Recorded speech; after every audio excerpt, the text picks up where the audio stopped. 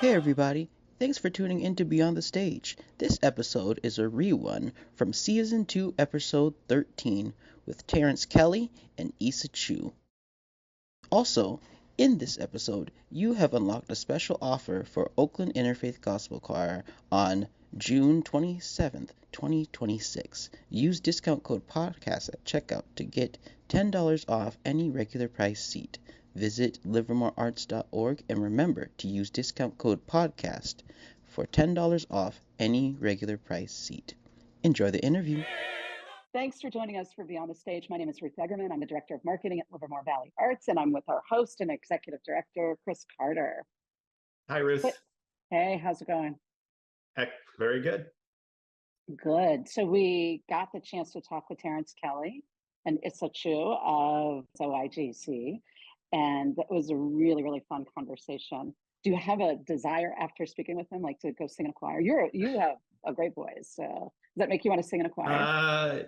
I've never sung in a choir before. I've been in a handbell choir, which is different.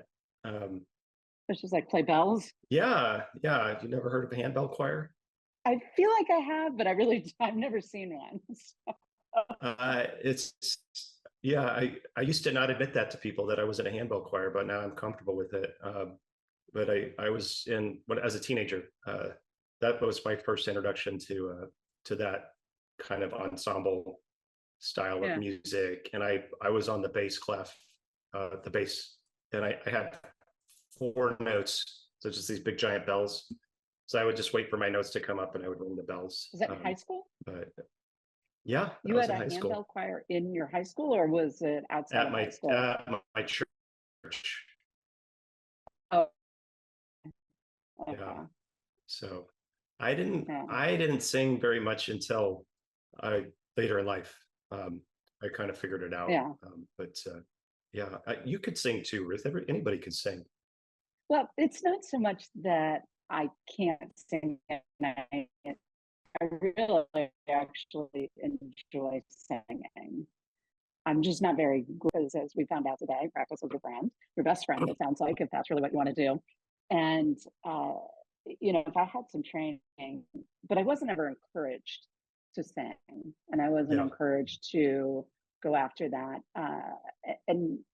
It's interesting because I've always found that I really like singing, and I feel like singing, I think Terrance touched on this. It allows you to be vulnerable, allows you to be joyful, allows all of those things. And I just, it wasn't probably until about 10 or 12 years ago that I was like, screw it, I'm going to sing, and I'm going to sing loud. And either people will come along for the ride or they won't. It's mostly karaoke or in my house, but I just, it's fun. And so for so much of my life, people were discouraging about my singing and asked me to stop. Like we were in the car listening to the radio and things like that. And I'm like, you know what? Don't ever do that to me. Don't ever do that to anybody. It's not nice. Yeah, that's a good. I used to ask my sister to stop all the time when we were growing up. But you should sing whenever you feel it. It makes you feel good. I think it actually does something for your mental and physical health. It's. I think there's actually some research on that. I have to look that up, but I feel like there is some research on it. It's interesting as Passover is coming up, so we're recording this in April, early April, and Passover is coming up, and there are a number of times during our Passover Seder at home where all of us, and none of us have been trained or have embraced singing or anything like that, as we've all had that same experience of please stop singing, going to both my mom and my dad, and then it's fun and it feels so good and rejuvenating, and all of that. And so I heard and felt what he was saying about vulnerability and joy and pain and all of that coming into the gospel. I sing a lot. Really interesting. I sing a lot, like in the mornings when I'm making breakfast or something. It's just kind of like little melodies in my head, or you should do that. You're like, oh, I'm making eggs right now. They're gonna be delicious. Just Just practice that. It gets you in a good mood for the I'm day. recording a podcast right now. There you go. Yeah, we'll have to work on that. Maybe in a year's time. Fair enough. All right. Well, we have a great interview coming up with Terrance Kelly of OIGC. We want you to stay tuned for that. Oakland Interfaith Gospel Choir will be here on Friday, January 21st at 8 p.m. And so stay tuned. Enjoy the interview. So we're here with Terrance Kelly and Issa Chu from the Oakland Interfaith Gospel Choir, a treasured Bay Area tradition since 1986. Terrance, well, first of all, Ruth just told me before we got online that there's a documentary about OIGC. When did that come out?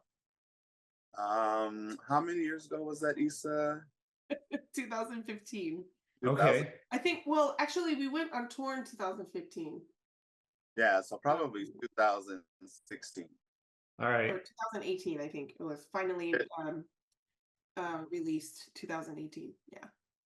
It chronicles the progress of several people in the gospel choir and myself as we go on tour, but also just our existence in and around Oakland, California. Well, now I've got something to watch over the weekend, so I appreciate that. And where can people find it? Yeah, folks can. It's available to view on YouTube. The best way is to go to our website, oigc.org/onevoice. And there's the links to the trailers. And if you want to host a screening, we offer folks to host a screening either at their private homes, or I've had folks from my friend just screened it at her workplace for Black History Month as well. So, there's programming for living care facilities, and we also sent a number of copies to the jails during COVID. So that's a way we can also continue to do outreach. Okay. Excellent. Well, we may be in touch about that. So yeah. I'll reach out to you. So. We'll let you know. So Terrance, I want to ask you, as the founding artistic director for OIGC, you're from the Bay Area, correct? Did you grow up around music? Was that always been a part of your life? Born and raised in Oakland, and music has always been a part of my life. My mother was a pianist and singer and gospel choir directress herself, the late Faye Kelly. And my dad was a jazz organist, gospel organist, and piano teacher at Laney College for over 30 years in Oakland. So was that as part of your upbringing? So was there an expectation that you would pursue music, or was it just you naturally were inclined to it? There was no expectation that I would pursue music. There was an expectation that I would do music well. So all of the sisters sing and play a little bit as well. But no, we were free to choose our own path. But I chose this path. There was a trajectory for me. There was a time I had to choose between either, believe it or not, banking or doing gospel. And I prayed and asked God for a few things along the way and ended up choosing gospel and have been happy about that choice. I've been able to see the world, raise my son, and do many things. Well, we're grateful that you made that choice too. Although I'm sure you would have been great at banking. But is your voice your primary instrument? Do you play anything else? My voice is my primary instrument. I do play piano well enough to play at my church. Otherwise, other than that, I don't really play in public. Well, I have a really high standard. My dad was, a piano teacher and a master piano player, the late great Ed Kelly. Look him up, YouTube him, check him out. He has some of the best piano skills of any pianist in jazz. He played with Maria Muldaur, Pharoah Sanders, Michael White. I mean, he's a prolific, Cal Jader, prolific player. And so my standard for piano performance is really high. So there are people that say, "Oh, Terrance, you play well," and I'm like, "No." So did you get to watch him a lot as you grew up? Did you go see performances? All the time. It was the best growing up ever. I was growing up, I was a kid at the Broadway Theater in San Francisco, at Coumba in Santa Cruz, at the, what is that, Hermosa Beach Jazz Festival in Southern California. I got to meet Cal Jader at the pool. I met him, said, "Hey, Dad, I'm at the pool with CJ." And my dad was like, "Who is CJ?" I said, "Oh, no." He said, "Well, let me go to the pool and find out." And he said, "Wow, my kid introduced me to Cal Jader." Did your so during that time, like, what did you learn from your dad or from these other musicians? Like, are there any good tips that you could pass along to us or any aspiring musicians? Let practice be your best friend. Practice be your best friend. Let practice. That was one of my dad's mottos. Let practice be your best friend. Yep. It's great advice. Great advice. I can remember when my youngest was in 3rd grade, and she had what some might consider stage fright, and they had to do a performance, and we were meeting with her teacher, and he said, "As long as you practice, you're going to be fine." And she got on stage, got her laughs, and then never looked back, and loves performing, does stand-up comedy, does singing, dancing, whatever, acts and plays. It's really great advice. It really changes everything. There are times I'd want to go outside and play or do something, and my dad's, "I want to go play with my friends." My dad would say, "Let practice be your best friend." So Wow. I've never heard that before. That's a good tip. I'll remember that. And can you describe, so we don't present a ton of gospel music at the Bankhead. We're pretty eclectic. We'd like to do more. For people that aren't as familiar with gospel, how would you describe gospel and kind of the history of where it came from, and what to listen for as people that come to hear you? how long is this viewing? You got all day. And yeah, 90 seconds or no, just what do you think? Oh wow, gospel is so many things to so many people. That's the thing about gospel that makes it unique. It can touch any heart across the faith spectrum. We have in the Oakland Interfaith Gospel Choir at the last polling over 23 faith recognitions, but they go all the way from devout Catholic to baseball. But for me, for gospel is in my bones. It was every Sunday, every Tuesday, every Saturday. It's a music that can cross genre. For the Oakland Interfaith Gospel Choir, we sing from the more classically styled Negro spirituals all the way up to funk rock type gospel. So you have the spirituals, then you have the traditional, like what Mahalia Jackson would have sang, and then you have the early contemporary, like "Oh Happy Day" from the Hawkins, to the contemporary genre. You have Donald Lawrence, you have Ricky Dillard, and these are all more contemporary artists. Lena Bird Miles, who's taking the world by storm, and she's right here from Oakland in the Bay Area. And the root of gospel, of course, is that famous 2 and 4, but there's so much to it. And that 2 and 4 is that doom, doom, doom, doom, doom, doom, doom, doom, doom, doom, that mid-tempo thing, and where you like clap like this. Doom, doom, doom, doom, doom, doom, doom, doom, doom. So there'll be that and so much more with a wide open gospel performance. And it seems to, like, it cuts across so many different artists and genres. There's country singers sing gospel, rock, pop, R&B. It just seems like it's so universal. Oh, most definitely. It's like I was just saying, it spans so many genres of music. Gospel, the word gospel means the good news.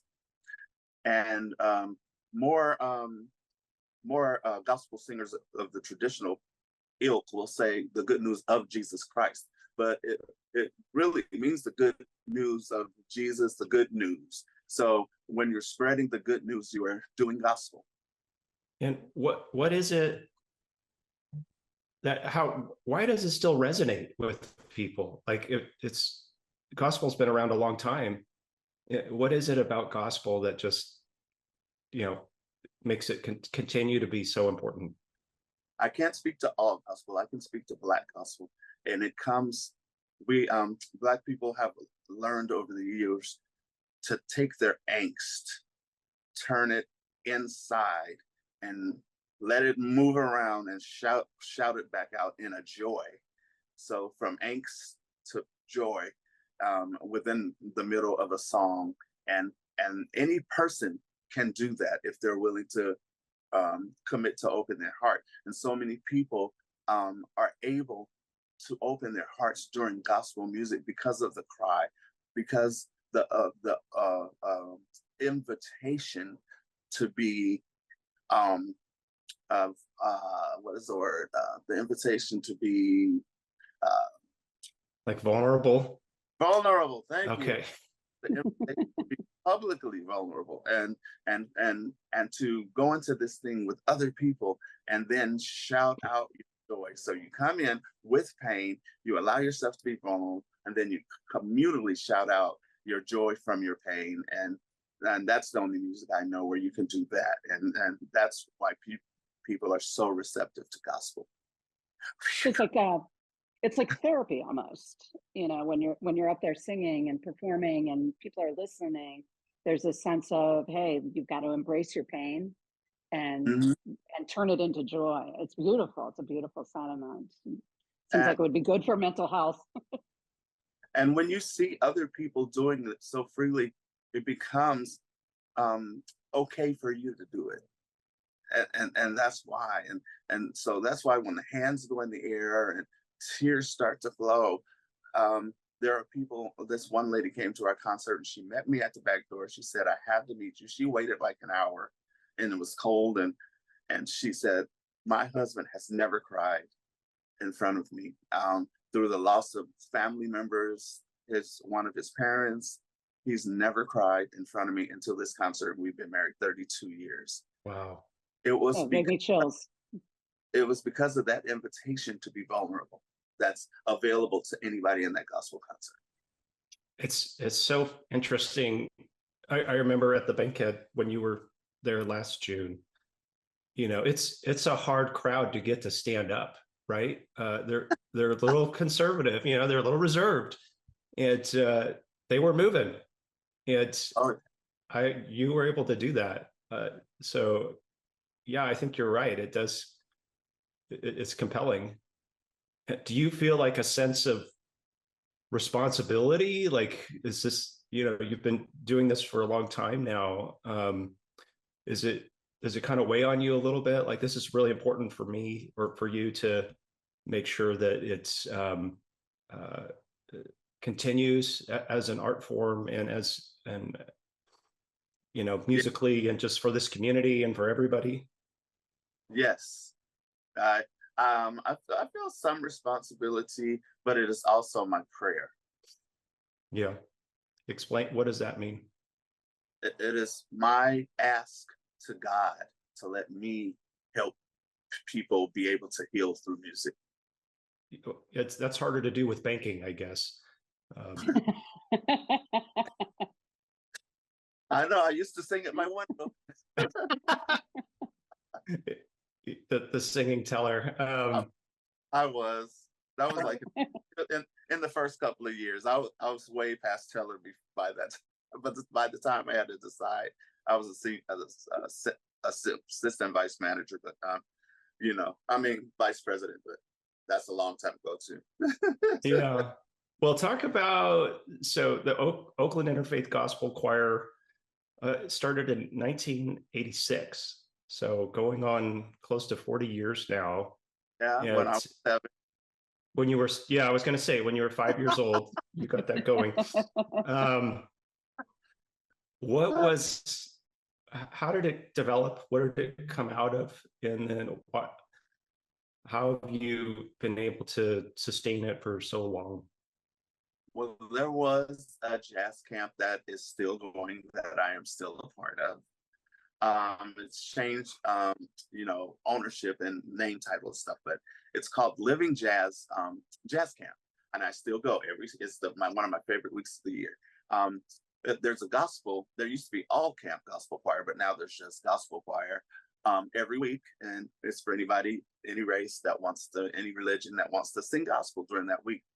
And we were doing it then in the Cazadero Mountains, and there were some people that were, I really want to be able to sing gospel more than this one week. It changed my life, but I can't join the Black church, and I'm Jewish, and or I'm agnostic, or whatever faith. And we really want to do this. Terrance, will you start a gospel choir for anybody that wants to sing gospel? I thought about it. I prayed about it. I talked to my then pastor, Newton Carey Jr., about it. And he told me a phrase that helped change my life. He said, if you do that choir for 100 years and you touch one person, it was worth it. So, of course, the story is different than that. But we've been doing it for 40 years now. And it started there. And right now, like I said, there are over 23 faith recognitions. We have 3 major choirs. We have the gospel choir, which is about 60. That's the one you're familiar with. It's professional level choir. And then we have our community choir of about 220. And they are non-professional, they're non-audition, and they come once a month. And it's people that want to do gospel but don't have time or can't make the commitment or just want to sing freely. They come sing with the community choir once a month. And there are 220 of them, and for a non-audition choir, they kick butt. Wow. And we have a good time, and we sing about 4 times or 5 times a year. And then we have our youth choir of about 20 right now. And then we have acquired through a merger when the Oakland Youth Choir was going through some problems. We acquired them to bring them in to keep them, keep them alive. So brought them into our organization, and now Oakland Youth Chorus is part of us. So we have that their choirs, and there are 6 of those, and we have our kids choir of about 15 from 5 to 11 that practice the same time as the community choir on the 3rd Saturday of the month. So how many people is that? Like how many singers you got? About 350. Wow. Wow. And if Ruth or Justin wants to participate, what would they need to do? Well, if you wanted to spend every Monday night with me, you would audition for the gospel choir. But if you wanted something lighter and to wet your feet, or you couldn't make that commitment, it would definitely be the community choir. It's on the 3rd Saturday of the month, from 3 to 5. And we rehearse those 3rd Saturdays, and then we sing about 4 times a year. And we have a lot of fun, and they're pretty good for a non-audition choir. Okay, thank you. Well, you will never see me singing. You don't want that. You don't want to hear it. But Justin may show up, and Justin's a good singer. He's very much interested. He's a good singer and a performer, and it's very fun. It's a lot of fun, and I'm a big jokester with the community choir. We have a great time. When you're directing a choir, I'm always fascinated by musical directors of large ensembles and groups. Can you hear everything? Do you notice when one person is off, and do you know who it is, or how do you what are you listening for when you're doing all of that? Well, I have been charged with a razor sharp ear, but really a lot of it is when the flock is flying this way and one bird is going this way, it's easy to figure it out. Oh. But I do have a good ear for hearing things and locating people, but really because mostly because the gospel choir especially is so proficient that if one thing goes like this, it stands out pretty Yeah. me anyway. It stands out pretty large to me. Yeah. Do you come up with something and sometimes go, this might be too hard, or this, or I don't know, like how ambitious are you when you do some of these arrangements? I used to maybe, but not anymore. I kind of know what the choirs can do. Yeah. And I assign the pieces respectively to those courses. And how do you pick the songs? Oh, wow. Songs, most of them are picked by how they hit me or how they hit someone else. Sometimes there have been times where somebody will say, I heard this song and I've been crying for a month and I just want you to listen to it. And I'll go, oh, and sometimes I'll be, oh yeah, that was beautiful. And then sometimes I'll be like, oh, that shook me. So, yeah, maybe in the next year or in the next rotation of repertoire, that song might pop up. Got it. And I read that you're classically trained as an opera singer. Is that true? Did you go to school for that? It is. I wanted to be an opera singer. Is there some similarities between opera and gospel? Volume. Volume? Believe it or not, volume, commitment.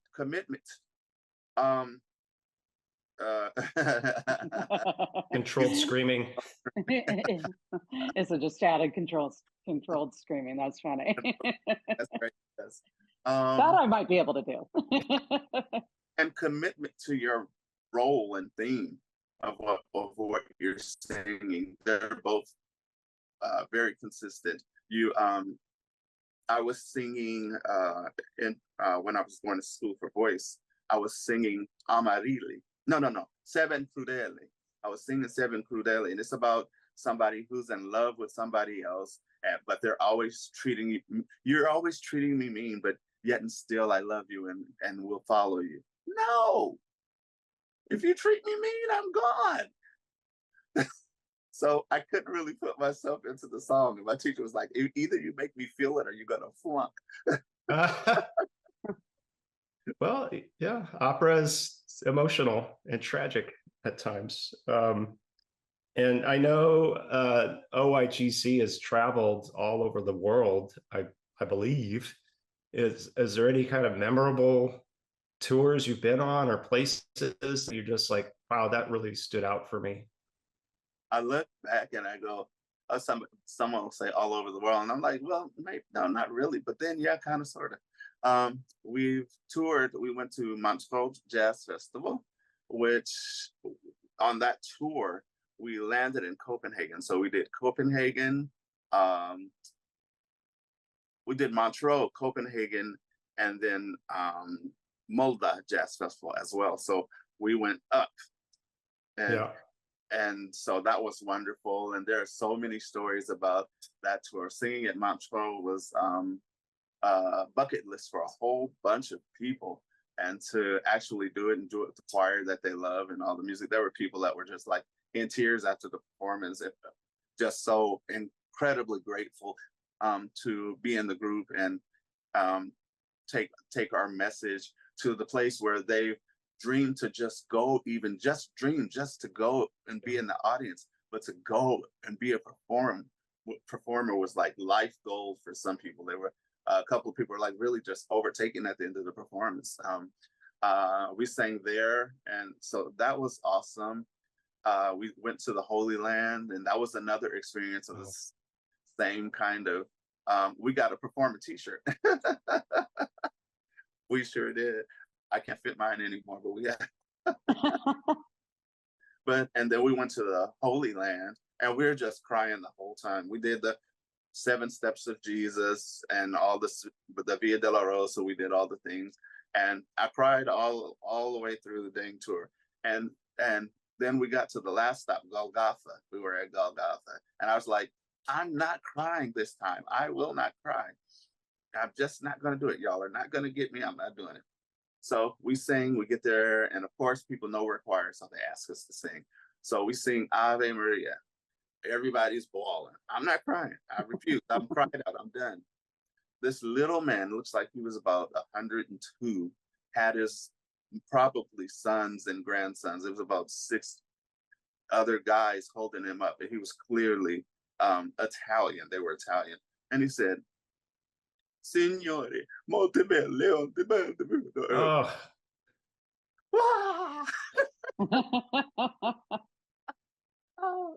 Wiped me out. oh. Can you sing and cry at the same time? I've heard some performers that try not to get too close to the song because they don't want to cry. Oh, then you don't want to do gospel. That's part of it. Crying. That's part of the commitment to gospel. You have, if you want your audience to be vulnerable, so you have to be. Yeah. When you watch the documentary, I'm actually dealing with one of the soloists, my brother, on that. He has such a beautiful voice, but he gets so caught up in being perfect. And that's not gospel. Gospel is about being vulnerable and showing your heart. So he was, I know what he can do. So I was fussing at him on the documentary, but I didn't realize they were catching that. I just thought they were practicing. And when I stopped the choir, that they would stop. They actually they roll tape that, and they caught it when I'm like, no, you don't. Something like you don't get to have the mic if you're not going to be that. Let that part of yourself out. Because there are plenty of times where I'll be singing or something, and it's just hands up, and I'll stop in the middle, and I'm just crying, and because it's so what is that song? Joy and pain. Yeah. Sunshine and rain. It's all of that in one song. Is there a song in particular that moves you every single time that, like, or a number of songs that really strike that chord with you, and you can't hold back the tears, and your vulnerability just shines? There's a bunch of them, but I guess if there's one, it would be Jesus, I Love You. And there's a part where it says, you gave your life so free. Interesting. That kills you. It gets you every time. It's got you right now, doesn't it? I can feel it. Yeah, it says, I'm yours. You gave your life so free. I'm yours, will always be. Toast every time. When I grew up in the Presbyterian church, and there was one hymn that we would sing periodically called, it was Is It I, Lord? And I still remember every time I would get choked up on that song, and I could not figure out why, but there's something about certain pieces of music that just really move you. So, yeah. So there are plenty others, but that's one that is guaranteed to get. That'll get you. By the way, when I was asking memorable places that you performed, I was really hoping you would say the Bankhead Theater in Livermore, but we'll give you a pass on that. Well, I was getting there. You said around the world. Bankhead is included in our we're singing at home thing that we're practicing over this year and the next. Last year, especially this year and the next, we're singing at home, and Bankhead is included in that. We want to sing for the people that are here close to us. We want the people in Livermore. We want people at Bankhead. We want the people at San Jose. We want the people in Mountain View. We want the people in Berkeley. We want the people in Oakland to know that 23 faiths can get along and do beautiful things. It's a great message. So have you been singing? Have you been singing since you were 4 in front of an audience? Okay, I'll tell it. This is for my sister Sherry. My first solo I did not. It was on an Easter Sunday. I was sharp as a kitchen knife. That's the way they said. I was sharp as a kitchen knife. It became time for me to sing. I knew my song. I was ready.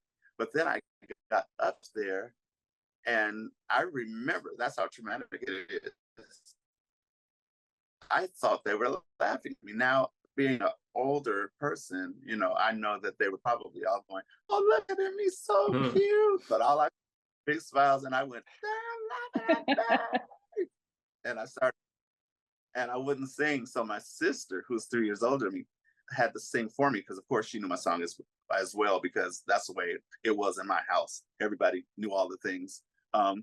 So she still holds that to my throat these days. She'll say, "Oh, the big professional singer," but I hear her solo. She had to come in and save you. That's awesome. Now, how old were you at that time? Like 4. Oh my goodness, that's crazy. Well, tell us about this upcoming performance, and it's kind of centered around the Juneteenth month. And what can we expect at the Bankhead? Oh, we're gonna have so much fun. We're gonna dance. We're gonna cry. We're gonna sing some Negro spirituals, and we'll talk about them a little bit on, how spirituals and field songs are the roots of all American music that's not indigenous. That means no Elvis or Patsy or Beyonce without the Negro spiritual and work song, because all of that stands on those songs, and they come out of that. And so blues, Etta James, all of those things stand on the Negro spiritual and work song. And we'll talk about that. We might even do a little bit of work songs singing together. And then we'll move from the spiritual to right through early church, and we'll probably do a little singing for civil rights service songs. So again, singing for civil rights service songs. We probably sing a couple of civil rights songs together, and then we'll go on into early contemporary, and then we'll swing on out and party. Sounds like a lot of fun. So this day and age, it's like people have a hard time keeping the same job for even a few years, it seems like. Before you've been doing this a long time. What is it about it that's just motivated you to what inspires you every day as you get up and to keep doing this for all of us? Okay, I'm proud of my history. My parents, my mother, my grandfather, and how they worked, from post-slavery to having grandkids that are doing great and wonderful things. And I want to share that through music in some ways. I'm just proud of how we have not. I'm just proud. I'm proud of that, and I try to share that through music, but also the gift of song through the Lord. I want to touch people's hearts, no matter what their faith is. God don't care what their faith is. God just wants to touch people.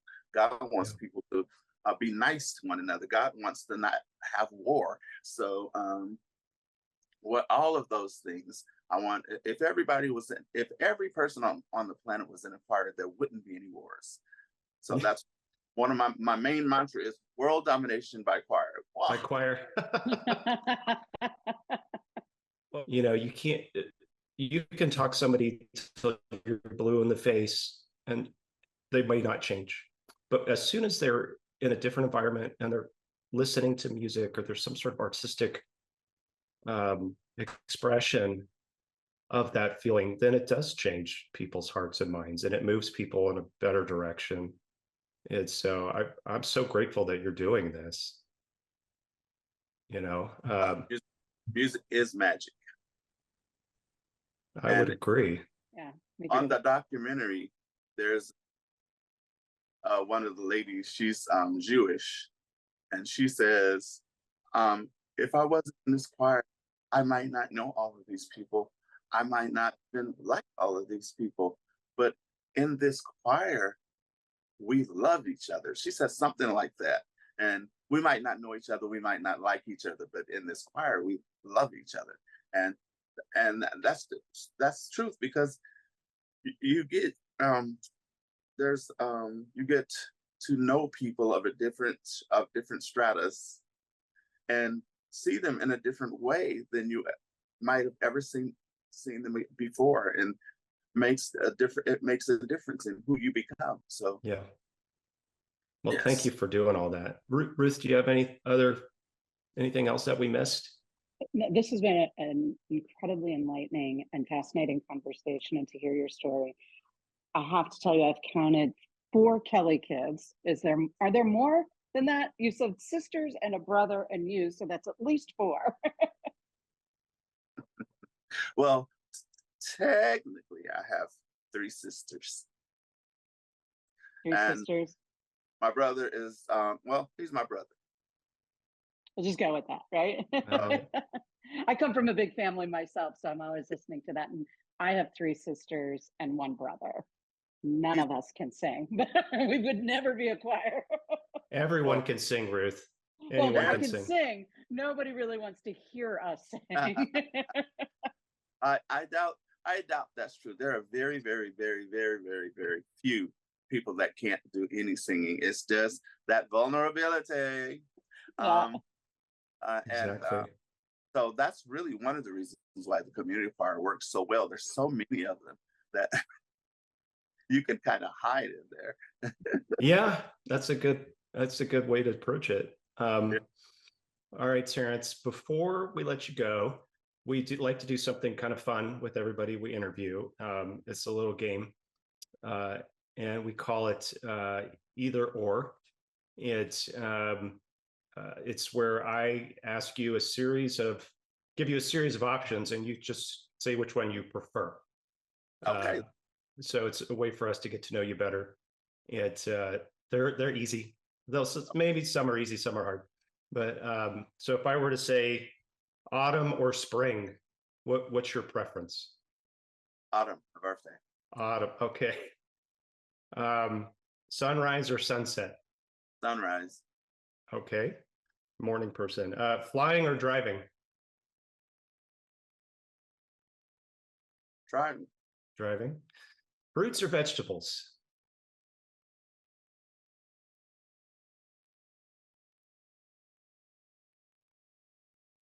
That's a hard one. Vegetables. Okay.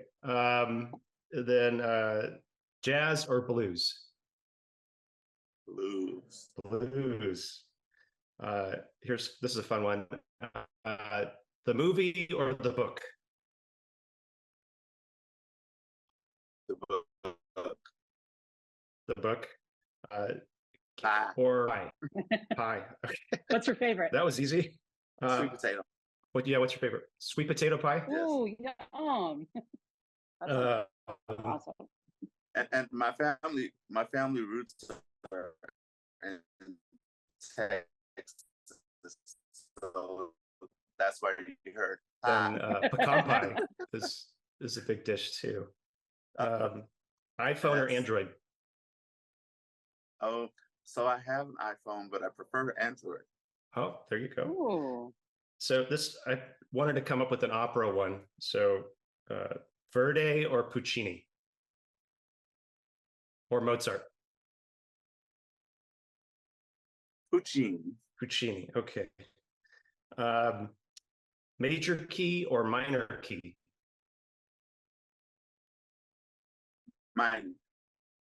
Everybody says minor.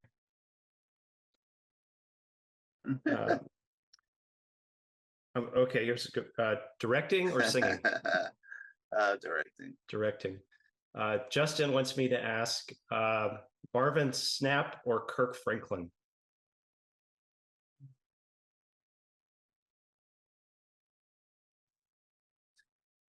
Because I'm choir director. Okay, my choir director says Kirk Franklin. But my solo person says Marvin Sapp. Okay. Amazing Grace or I'll Fly Away?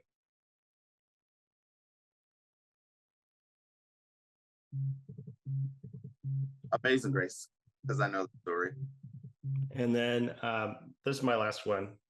This is easy. Livermore, California on June 21st, which is the day you're going to be here at the Bankhead, or anywhere else in the world on that day. Bankhead. Yes. All right. And to go back to the opera question, my favorite actually is Rossini. Oh, okay. Next time we'll put that in there. Well, thank you so much, Terrance and Isa. We're so looking forward to seeing you at the Bankhead Theater. It's best of luck to everything that you do, and best wishes, and keep doing it, and keep making music. So thank you so much, and you guys are off the hook. Thank you so much. Thank you so much for us. And come sing with us. Anybody listening, are you all in the studio? Come sing with the community choir. It's wonderful fun. OIGC.org. Come get the information on the website and come sing with us. It's a blast. All right. Sounds good. Well, y'all have a great day. Thank you so much. I'm going to actually be at the Bankhead a lot. I'm going to be performing with the Tri-Valley Theater Company. Oh. You're the music man? Yeah. The music man. Awesome. Yeah. So do you live in Oakland? I run into you. Yeah. Huh? Do you live in Oakland? I live in Richmond. Oh, okay. Wow. And further, I know. Just starting to get my toes wet in theater, so it'll be fun. Hey, it's been such a pleasure. Look forward to seeing you on stage during Music Man and on stage at the Bankhead. Last year I didn't get to see you, so this year I'm making sure that I don't have any other plans that day. It's a fun show. Yeah. Going to be fun. This has been fun too. Thank you all so much. All right. Y'all have a good day. Thank you. Bye-bye. Bye. Thank you for joining us for Beyond the Stage featuring Terrance Kelly. And he will be here performing live at the Bankhead with his Oakland Interfaith Gospel Choir on Friday, January 21st at 8 p.m. Get your tickets now at livermorearts.org. That's livermorearts.org. Or by calling the box office at 925-373-6800. Again, I'm Ruth Eggerman. And I am Chris Carter. Thanks for joining us, everyone. Yeah, thank you. Hey everybody, we hope you enjoyed the interview. You've unlocked a special offer for Oakland Interfaith Gospel Choir on June 27, 2026. Use discount code PODCAST at checkout to get $10 off any regular price seat. Visit livermorearts.org and remember to use discount code PODCAST for $10 off any regular price seat. Thank you for tuning into Beyond the Stage. Please bless. Oh, bless. Lord, bless. Please bless.